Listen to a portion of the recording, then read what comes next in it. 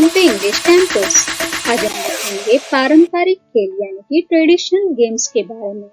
सबसे पहला है अंताक्षरी, जिसे इंग्लिश में कहा जाता है सिंगिंग सॉन्ग्स। सिंगिंग सॉन्ग्स, इसमें गाना या कविता गाते हैं। उसके लास्ट वाले अक्षर से सामने वाले को नया गाना गाना होता है और इसीलिए इसी को कहा जाता है अंताक्षरी यानी कि सिंगिंग सॉन्ग्स। चोली यानी कि ब्लाइंड्समैन बफ। ब्लाइंड्समैन बफ, इस खेल में किसी को भागना या छुपना नहीं होता, सिर्फ एक सदस्य के यानी कि एक बच्चे के आग के ऊपर पट्टी बांधकर उसे दूसरों को पकड़ना होता है, इसीलिए इसे कहा जाता है आंख मिचोली यानी कि ब्लाइंड्समैन बफ। आट्या पाट्या यानी कि game of friends. Game of friends, इस खेल में मैदान में 9 खाइयां बनाते हैं जिसे पार करना होता है। खाई पार करने पर हमलावर टीम के खिलाड़ियों को एक अंक दिया जाता है, जिसमें दूसरी टीम उनमें बाधा डालने का काम करते हैं, इसीलिए इसे कहा जाता है आट्या पाट्या यानी कि गेम ऑफ फ्रेंड्स। ऊंच नीच का पापड़ा, जिसे हम कहेंगे up and down. Up and down, बच्चे एक दूसरे का हाथ पकड़ के गोल गोल घूमते हुए बोलते हैं ऊंच नीच का पापड़ा ऊंच मांग लिया नीच। चुना गया खिलाड़ी ऊंच बोले तो सबको ऊंची जगह पर जाना होता है, और अगर उसने नीच बोला तो बच्चों को नीची जगह पे रहना होता है। इस वक्त खिलाड़ी जो चुने हुए स्थान पर नहीं होता उससे डेन छूकर आउट करता है, इसीलिए इसे कहा जाता है ऊंच नीच का पापड़ा यानी कि अप एंड डाउन। कंचों का खेल यानी कि मार्बल्स गेम। मार्बल्स गेम, एक कंचे से दूसरे कंचे को एक उंगली तानकर निशाना लगाता है। जिसका कंचा उस निशाने पर लगता है वह कंचा उनका हो जाता है, तो इसे हम कहेंगे मार्बल्स गेम यानी कि कंचों का खेल। कबड्डी, जिसे इंग्लिश में भी कबड्डी ही कहा जाता है। कबड्डी, 2 टीम सामने सामने खड़े होकर बारी बारी से अपोजिट टीम में जाते हैं ताकि सामने वाले टीम मेंबर को छू के वापस आ जाए और उन्हें पकड़ ले। इसके साथ कबड्डी कबड्डी बार बार उन्हें लगातार बोलना पड़ता है ताकि उन्हें पॉइंट यानी कि नंबर मिले। कैरम, जिसे हम इंग्लिश में भी कैरम ही कहते हैं। कैरम, इसे 2, 3 या 4 खिलाड़ी खेल सकते हैं। इसके लिए कैरम बोर्ड और 9 काली और पीली गोटियां और एक स्ट्राइकर लगता है। इसमें एक लाल रंग की रानी गोटी भी होती है। एक स्ट्राइकर होता है जिससे मारकर गोटियों को कैरम बोर्ड के चारों कोनों पर बने छिद्रों में डालना होता है और इसीलिए इसे कहते हैं कैरम। खो खो को भी इंग्लिश में खो खो ही कहते हैं। खो खो, ये 9 खिलाड़ियों की 2 टीम का खेल है, जिसमें एक टीम के 8 प्लेयर घुटने के बल बैठते हैं और एक प्लेयर अपोजिट टीम के खिलाड़ी को पकड़ने के लिए भागता है। जरूरत होने पर बैठे हुए में से कोई भी खिलाड़ियों को वो खो कहकर उसे उसके पीछे दौड़ाता है, इसीलिए इसे कहा जाता है खो खो। यह गिल्ली डंडा यानी कि टिप कैट। टिप कैट, गिल्ली जमीन पर रख के डंडे से मारते हैं और हवा में उछालते हैं। जो ज्यादा दूर तक गिल्ली पहुंचाता है वो विनर यानी कि विजयी होता है। यानी कि 5 स्टोन गेम। 5 स्टोन गेम, इसमें 5 पत्थरों को जमीन पर फेंकते हैं, जिसमें से एक को हवा में उछालते हुए बाकी पत्थरों को उठाना होता है और उसी के साथ उछाला हुआ पत्थर भी हाथ में पकड़ना होता है, और ये सब के लिए सिर्फ एक ही हाथ हम इस्तेमाल कर सकते हैं, इसीलिए इसे कहते हैं गुट्टे यानी कि 5 स्टोन गेम।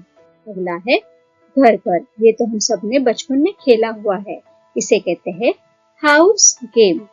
हाउस गेम, हमारे रसोई घर जैसे छोटे छोटे बर्तनों का इस्तेमाल करके हम घर घर खेला करते थे और इसमें नकली नकली रसोई बनाते थे, इसलिए इसे कहते हैं घर घर यानी कि हाउस गेम। चतुरंगा यानी कि चेस। चेस, शतरंज यानी पुराने जमाने का चतुरंग ही है। चोर सिपाही यानी कि थीफ सोल्जर। थीफ सोल्जर, इसमें कागज के 4 टुकड़े करके उस पर चोर, सिपाही, राजा, मंत्री लिखते हैं और उनको फोल्ड करके फेंका जाता है। जिसके पास चोर लिखा होता है वो चोर कहलाता है और बाकी के नाम से बाकियों को नवाजा जाता है और इसीलिए इसे कहते हैं चोर सिपाही यानी कि थीफ सोल्जर। चौपड़ या चौसर को कहते हैं बोर्ड गेम।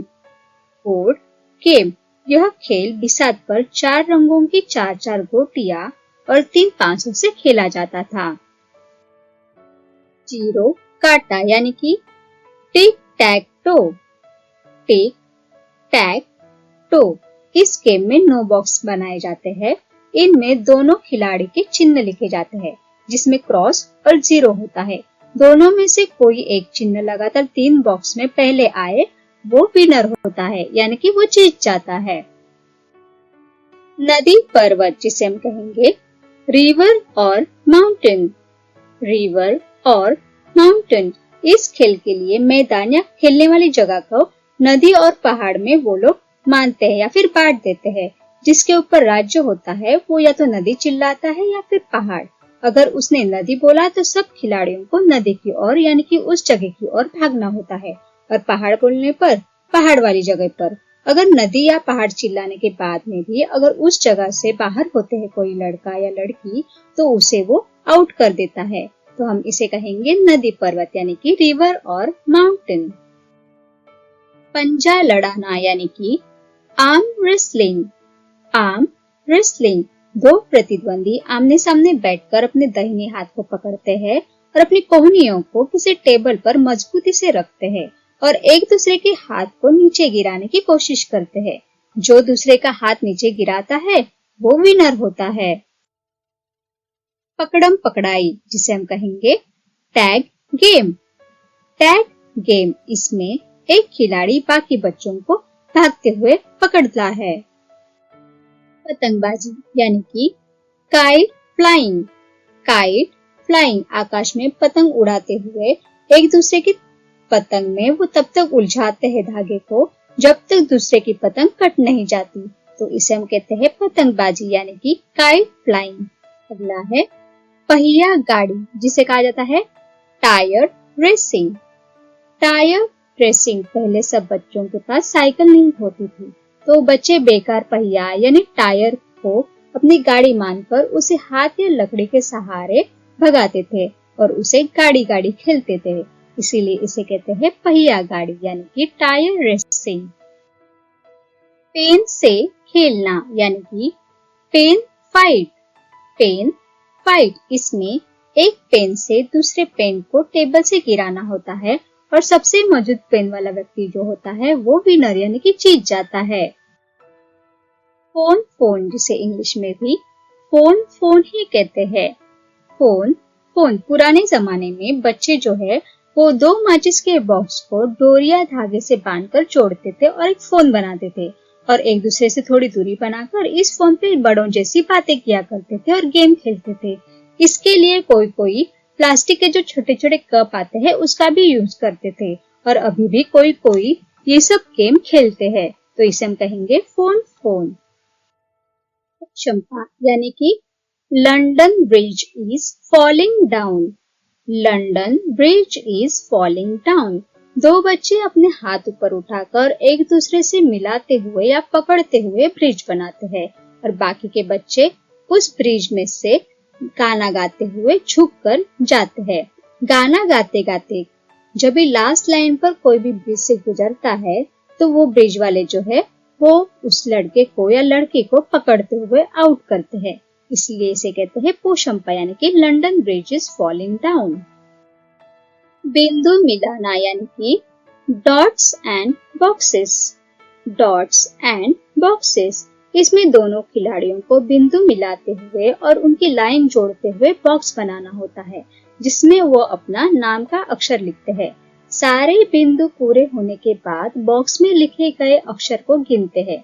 जिसके ज्यादा अक्षर वो विनर कहलाता है। घोड़े की दौड़ यानी कि सैक जंप।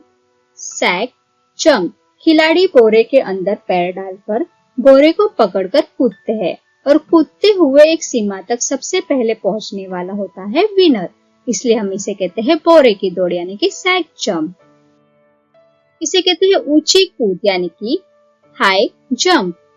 हाई जंप एक बच्चा झुकते हुए उसके पीठ पर बाकी के बच्चे कूदते हैं और वो थोड़ी थोड़ी देर में अपनी झुकी हुई पीठ को ऊपर उठाते हुए ऊंचाई बढ़ाता है और उस ऊंचाई बढ़ाती हुई पीठ पर से भी बच्चों को कूदना होता है। और कूदते हुए बच्चों को ये ध्यान रखना होता है कि अपना कोई भी बॉडी का पार्ट या फिर अपना कोई भी हाथ या पैर का जो भाग है वो झुके हुए लड़के को ना लगे। अगर वो लगता है तो वो इंसान है या फिर वो जो लड़का है वो आउट हो जाता है। उसी की तरह हम दो जन एक दूसरे के हाथ पैरों को ब्रिज बनाते हुए उसके ऊपर भी कूदते हैं और ये ब्रिज तब तक बड़ा बड़ा करते हैं तब जब तक बच्चे उसके ऊपर कूदते और आउट नहीं हो जाते। इसीलिए इसे कहते हैं ऊंची कूद यानी कि हाई जंप। मारम पिट्टी जिसे हम कहेंगे Indian dodge ball. Indian dodge ball इसमें दो विरोधी टीम एक दूसरे को बॉल से मारने की कोशिश करते हैं और उसी वक्त खुद को मारे जाने से भी बचाना होता है। टीम का उद्देश्य होता है कि विरोधी टीम यानी कि सामने वाले टीम के सभी सदस्यों को फेंकी हुई गेंद से मारना और अब खुद को उनकी गेंद से बचाना। रंगों का खेल यानी कि tippy tippy top. Tippy tippy top. Tippy tippy top what colour you want. सब बच्चे चिल्लाते हुए खिलाड़ी को पूछते हैं। जो रंग खिलाड़ी कहता है उस कलर को जाकर छूना होता है। इस दौरान खिलाड़ी उन्हें पकड़ने के लिए उनके पीछे भागता है। इसीलिए इसे कहते हैं रंगों का खेल यानी कि टिपी टिपी टॉप। रस्साकशी यानी कि tug of war. Tug of war दो टीम एक रस्सी को उल्टी दिशा में अपनी अपनी ओर खींचते हैं। जो दूसरे की सीमा में खींच जाता है उसकी हार हो जाती है। अगला है रस्सी कूदना यानी कि स्कीपिंग। स्कीपिंग रस्सी खेलने के दो तरीके होते हैं। एक तो आप अपने आप ही रस्सी कूदकर और दूसरा दो बच्चे रस्सी को पकड़ते हुए उसे उड़ाते हैं और एक बच्चा रस्सी के अंदर कूदता है। जो सबसे अधिक बार बिना रुके कूदता है वो विजयी माना जाता है। रस्सी खेल यानी कि कैट्स क्रेडल। कैट्स क्रेडल अपनी उंगलियों में धागे को घुमाकर अलग अलग डिजाइन बनाना यानी कि रस्सी खेल यानी कि कैट्स क्रेडल। रुमाल छोर यानी कि हैंकरचीफ गेम। हैंकरचीफ गेम सब बच्चे गोलाकार बैठते हैं। एक बच्चा हाथ में रुमाल लिए उनके चारों ओर चक्कर लगाता है और चक्कर लगाते लगाते किसी एक के पीछे वो रुमाल छोड़ देता है। रुमाल रखा हुआ बच्चा उठकर पहले वाले को पकड़ने के लिए भागता है ताकि वो उसके जगह पर जाकर ना बैठ पाए। रुमाल झपट्टा यानी कि dog and the bone. Dog and the bone दो टीम के बीच में एक गोल बनाकर उसमें रुमाल रख दिया जाता है। टीम में से एक एक खिलाड़ी आकर झपटकर रुमाल उठाने की कोशिश करता है। लंगड़ी। लंगड़ी को कहेंगे वन लेग। वन लेग लंगड़ी में एक बच्चा एक पैर से चलते हुए दूसरे बच्चों को छूने की कोशिश करता है। इसलिए इसे वन लेग यानी कि लंगड़ी कहते हैं। लकड़ी का खेल जिसे हम कहेंगे pick up sticks. Pick up sticks इसमें कुछ स्टिक्स जैसे कि पतली छोटी लकड़ी या उसके टुकड़े माचिस के तीले को बिखेरते हैं।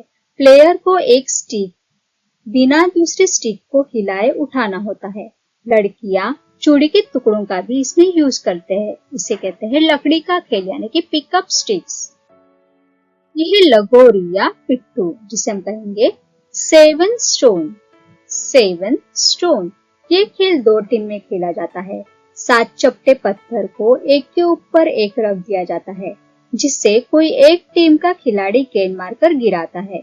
दूसरी टीम ये पत्थर फिर से जमाने के लिए भागते हैं। उसमें पहली टीम वाले उन्हें गेंद मारकर रोकते हैं। इसलिए इसे कहते हैं लगोरी या पिट्ठू यानी कि सेवन स्टोन। लट्टू खेल यानी कि स्पिनिंग टॉप। स्पिनिंग टॉप ये एक लकड़ी का खिलौना है जिसके निचले भाग में कील होती है। ऊपर से नीचे की ओर खांचे बनाए जाते हैं ताकि इस पे हम रस्सी लपेट सके।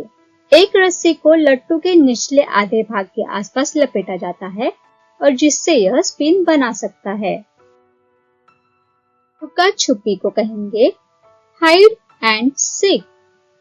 हाइड एंड सीक, इसमें एक खिलाड़ी आंख बंद कर 10 तक गिनता है, तब तक बाकी के खिलाड़ी छिपते हैं और उसे उस छिपे हुए खिलाड़ियों को पकड़ना होता है, इसीलिए इसे कहते हैं हाइड एंड सीक यानी कि लुका छुपी।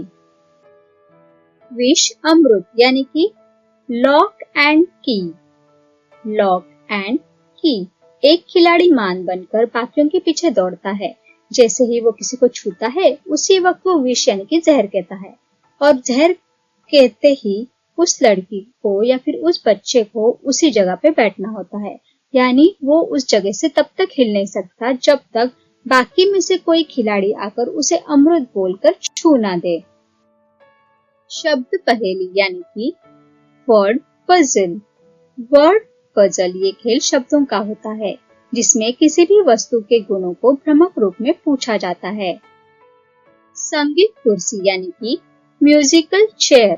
म्यूजिकल चेयर, इसमें खिलाड़ियों की संख्या से एक कम कुर्सियां होती है। जब म्यूजिक बजता है तब सब खिलाड़ी चेयर के चारों ओर घूमते हैं और चलते हैं। म्यूजिक रुकते ही कुर्सी पर उन्हें बैठना होता है। जिसे बैठने के लिए नहीं मिलता है वो गेम से आउट हो जाता है। सांप सीढ़ी को कहेंगे snake and ladder. Snake and ladder, dice को फेंक कर जितने नंबर आए अपनी गोटी को उतनी बार बोर्ड पर आगे बढ़ाना होता है। 100 पर पहुंचने वाला खिलाड़ी विजेता होता है। सीढ़ी मिलने पर वो ऊपर चढ़ जाता है तो सांप काटने पर उसकी पूंछ तक नीचे उतरना होता है, इसीलिए इसे कहते हैं सांप सीढ़ी यानी कि स्नैक एंड लैडर। सिकड़ी सिकड़ी यानी कि चेन चेन। चेन चेन, एक खिलाड़ी बाकी बच्चों के पीछे दौड़कर उन्हें पकड़ने की कोशिश करता है और कोई अगर बच्चा उससे पकड़ा जाता है तो उसका हाथ पकड़कर वो एक चेन बनाता जाता है ताकि वो दूसरे बच्चों को भी पकड़ पाए, इसलिए इसे कहते हैं चेन चेन यानी कि सिकड़ी सिकड़ी। लास्ट है स्टेपू, जिसे हम कहते हैं हॉप स्कॉच। हॉप स्कॉच, प्रत्येक खिलाड़ी हॉप स्कॉच पर कॉलम में से एक छोटी वस्तु को उछालते हैं। जिसमें वस्तु गिरती है वो कॉलम छोड़कर बाकी के कॉलम में से कूदता है। प्रत्येक खिलाड़ी का लक्ष्य दूसरे पैर को जमीन को छुए बिना लास्ट तक नीचे और पीछे कूदना होता है, जिसे हम कहते हैं स्टेपू यानी कि hopscotch. Thanks for watching. Please do like, share and subscribe to my channel. Thank you.